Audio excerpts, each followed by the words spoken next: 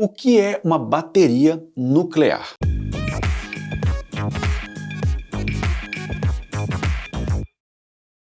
Hoje vamos falar sobre um tipo de bateria muito específica e pouco conhecida, mas que alimenta algumas das missões mais importantes da humanidade, a bateria nuclear. Você já parou para pensar em como as sondas espaciais que estão há décadas viajando pelo espaço conseguem funcionar tão longe do Sol? Para entender o que é uma bateria nuclear, precisamos primeiro entender um conceito fundamental que ela se baseia: o decaimento radioativo. Você já deve ter ouvido falar em radiação, certo? Bem, a radiação é emitida por elementos instáveis que tentam se tornar mais estáveis. Quando um núcleo atômico é instável, ele emite espontaneamente partículas e energia para atingir uma configuração mais estável. Esse processo é chamado de decaimento radioativo ou decaimento nuclear. Quando isso acontece, o elemento frequentemente se transforma em outro elemento, porque o núcleo pode perder prótons no processo. Mas o que isso tem a ver com a bateria? Bem,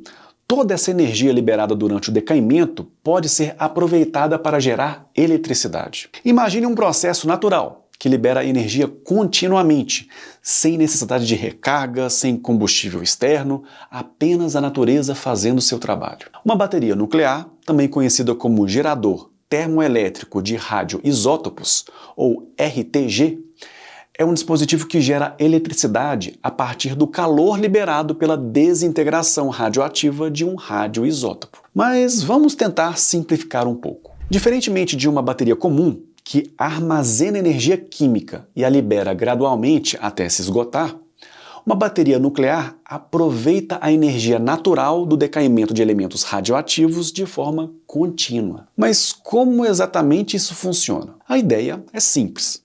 Quando um radioisótopo decai, ele libera calor. Esse calor é capturado e convertido em eletricidade através de um processo termoelétrico. Imagine um material especial que consegue transformar diferenças de temperatura em eletricidade. Quando você coloca esse material entre uma fonte quente, gerada pelo decaimento radioativo, e uma fonte fria, como o espaço vazio, ele gera uma corrente elétrica. É como se você tivesse um pequeno sol radioativo dentro de uma cápsula, aquecendo constantemente um lado de um material especial. Agora vamos entender melhor como o calor é capturado e convertido em eletricidade. O radioisótopo é colocado dentro de uma cápsula de proteção muito bem blindada. Esse radioisótopo decai naturalmente e libera partículas alfa ou beta, que colidem com os átomos ao redor, gerando calor.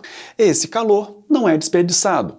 Ele é capturado por um material especial chamado de termopar ou elemento termoelétrico. Um termopar é basicamente um dispositivo feito de dois materiais diferentes unidos entre si. Quando você aquece um lado do termopar e mantém o outro lado frio, os elétrons do material quente ganham energia e começam a se mover em direção ao lado frio. Esse movimento de elétrons é exatamente o que chamamos de corrente elétrica. Quanto maior a diferença de temperatura entre os dois lados do termopar, maior será a corrente elétrica gerada. No espaço, o lado frio do termopar fica extremamente frio, porque o espaço é um vácuo e não há ar para transferir calor. Isso cria uma diferença de temperatura gigantesca entre o lado quente, aquecido pelo decaimento radioativo, e o lado frio, resfriado pelo espaço. Essa diferença de temperatura é o que torna a bateria nuclear tão eficiente no espaço. Se você já teve contato com uma pastilha Peltier,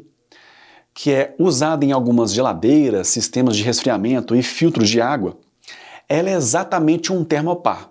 Só que no caso delas, a gente injeta a corrente elétrica nelas para gerar uma diferença de temperatura, onde um lado fica quente e o outro lado frio. Só que se você desconectar essa pastilha Peltier, aquecer um dos lados e resfriar o outro, se você usar um multímetro na pastilha, você verá que ela vai gerar eletricidade através da diferença de temperatura entre os dois lados. Os radioisótopos mais comumente usados em baterias nucleares são o plutônio 238 e o níquel 63. O plutônio 238 é muito usado em aplicações espaciais porque emite partículas alfa, que são relativamente fáceis de blindar e não representam um grande risco de radiação se o dispositivo for bem selado. Quando o plutônio 238 decai, ele libera uma quantidade consistente de calor ao longo de muitos anos. Ele tem o que chamamos de meia-vida de 87 anos.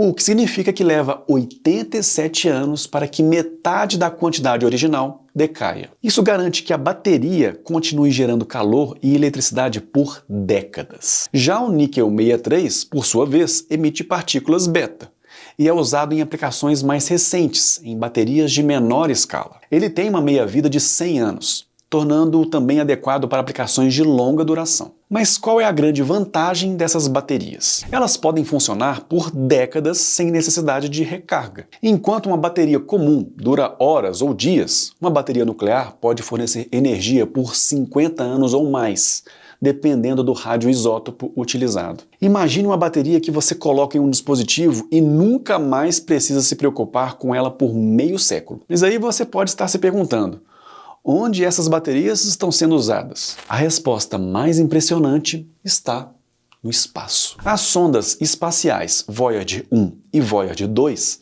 que foram lançadas em 1977 e ainda estão transmitindo dados para a Terra, são alimentadas por baterias nucleares. A Voyager 1 está a mais de 26 bilhões de quilômetros da Terra, o equivalente a um dia-luz da Terra, em uma região do espaço onde a luz solar é tão fraca que painéis solares não conseguem gerar energia suficiente. Sem as baterias nucleares, essas sondas teriam parado de funcionar há muito tempo. Outro exemplo impressionante é o rover Curiosity, que explorou Marte. Ele também foi alimentado por uma bateria nuclear durante sua missão. Na superfície de Marte, a luz solar é fraca demais para painéis solares gerarem energia suficiente, especialmente durante tempestades de poeira que podem durar semanas. A bateria nuclear garantiu que o rover continuasse funcionando mesmo nessas condições extremas. Além das missões espaciais, as baterias nucleares também têm aplicações em medicina. Alguns marca-passos cardíacos, por exemplo,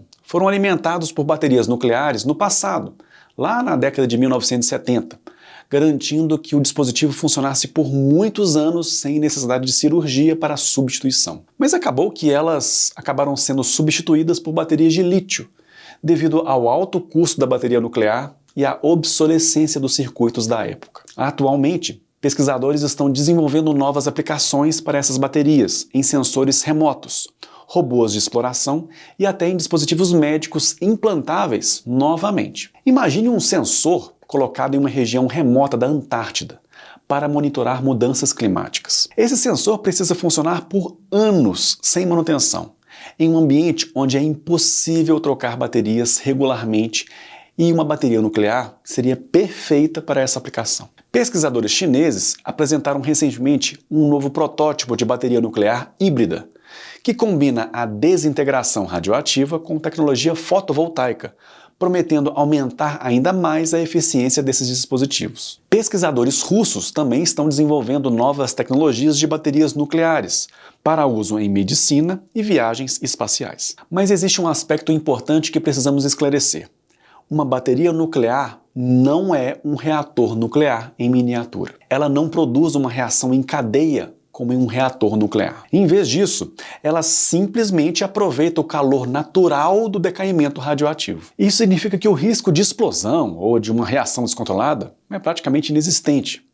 E isso se o invólucro onde está o elemento se manter selado. Essa diferença é fundamental. Em um reator nuclear, você tem uma reação em cadeia onde um nêutron causa a fissão de um núcleo, que libera mais nêutrons que causam mais fissões e assim por diante, em um processo que pode ser controlado ou descontrolado. Em uma bateria nuclear, você tem simplesmente átomos decaindo naturalmente, um por um, sem nenhuma reação em cadeia. É como a diferença entre uma fogueira controlada e um incêndio florestal. Além disso, as baterias nucleares modernas são projetadas com múltiplas camadas de proteção. O radioisótopo é encapsulado em materiais que bloqueiam a radiação, tornando o dispositivo seguro tanto para o manuseio e transporte. Mas aí fica a dúvida: por que não usamos baterias nucleares em tudo? A resposta está em vários fatores. Primeiro, O custo de produção é muito alto. Uma bateria nuclear custa dezenas de milhares de dólares, enquanto uma bateria comum custa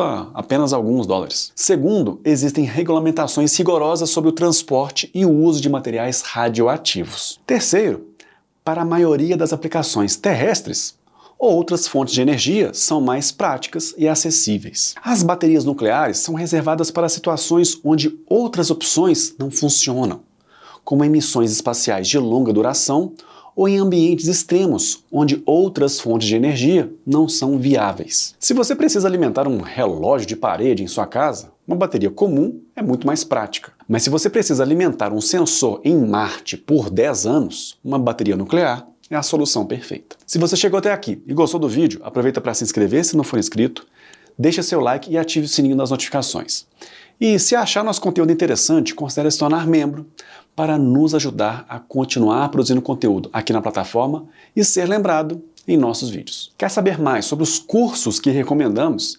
Acesse o QR Code aqui do lado ou o link na descrição do vídeo para ter acesso a várias oportunidades de se desenvolverem várias habilidades que vão fazer um diferencial em sua carreira. E aí, você conhecia essa tecnologia? Já tinha ouvido falar em baterias nucleares alimentando as sondas espaciais há mais de 40 anos? Qual aplicação você acha mais interessante? Exploração espacial, medicina ou monitoramento ambiental? Deixa aqui nos comentários que eu quero saber. Aqui do lado tem duas opções de vídeos interessantes que você precisa assistir para expandir seu conhecimento e explorar sua curiosidade. E se você quiser contribuir com a gente, deixa seu like, se inscreva no canal, ative o sininho e considere se tornar membro do canal. É isso aí, amantes da engenharia. Um grande abraço e te vejo no próximo vídeo.